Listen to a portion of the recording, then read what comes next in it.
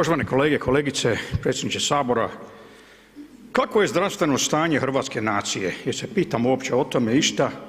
Ne mentalno zdravlje, fizičko zdravlje, a mentalno već nas ubijaju godinama porno pesimisti, ne hrvatske medije i rezidirani komunisti sa jednom pesimizmom koji bi nas sve dovelo do suicida. Jako ubrzo izgleda meni, jer non stop čujemo negativne vijesti, pozitive ništa. Evo, fizičko zdravlje. Non stop je zdravstveni sustav pod nekakvim udarom destruktivne kritike. Kakva je stvarnost na terenu? Tu sam s doktorima razgovarao, liječnicima. 80% pacijenata na hitno dolaze nepotrebno, 80%. Nekima je dosadno, neki neće doći po naloze kad treba određeno vrijeme, dolaze 3 jutro, kad se napiju, dobro se naderu vatrene vode, vidimo to sad šta se događa. Osoblje medicinsko trpi zlostavljanje, ne znam nijednu liječnicu ili doktora ili medicinske sestre koji nije trpila verbalno ili fizičko zlostavljanje. To je današnja Hrvatska. 60% pacijenata uopće ne dolazi po svoje nalaze. Šta je s preventivnom medicinom? Tu je smanjen postotak raka, preživljavanje prošlih 15 godina, ali program ranog otkrivanja mali je odaziv, najveće za raka debelog crijeva. Niko ne dolazi po tome, samo lupamo po zdravstvenom sustavu. A u bivšoj državi niko nije lupao po zdravstvenom sustavu, niste imali izbora jer ste morali ići za dijalizu iz Vinkovaca u Tuzlu. Jedan uređaj je bio za dijalizu, a onda je sve bilo bajno. Sve je bilo bajno u tom jugoslavenskom Disneylandu.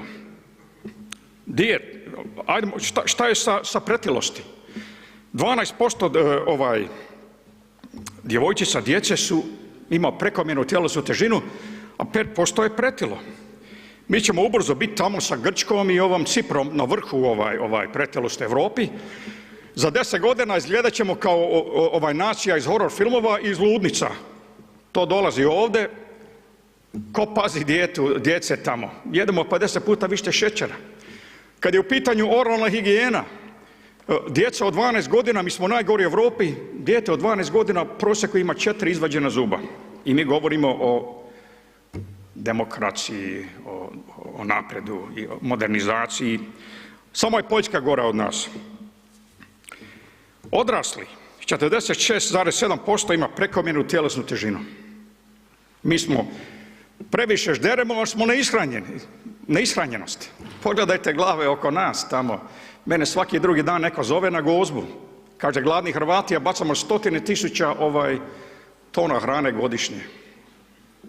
A nikad nismo živjeli u većem izobilju. Nikakvi šarlatani i nadriličari i oni, sjećate se kad su pušili tamo buniku u indijanskoj sauni, tamo da se liječe od raka i ne znam šta je bilo. Neće ti šarlatani reći zdravlje nacije, niti dobri savjeti, nego samo jedan nacionalni zdravstveni program koji će ljudi biti uključeni. Niko neće vas dotjerati da napravite preglede za prostatu i tako dalje. Ljudi umiru, a to je većinom naš problem kao pacijenti, javašluk i lijenost i moralna i druga discipline nema. Na kraju ja bih čestitao, kad govorimo o pretilosti, našim kineskim Hrvatima, da ima sad koji su došli, imate Kinezi koji su postali hrvatski državljani, njima bih čestitao godinu svinje i nadam se da su izvadili iz zatvora one pjevače tamo iz Imotskoga koji su došli iz Kine.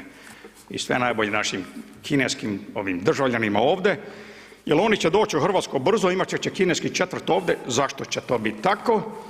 Jer to je nacija koja poštuje tradiciju i obitelj.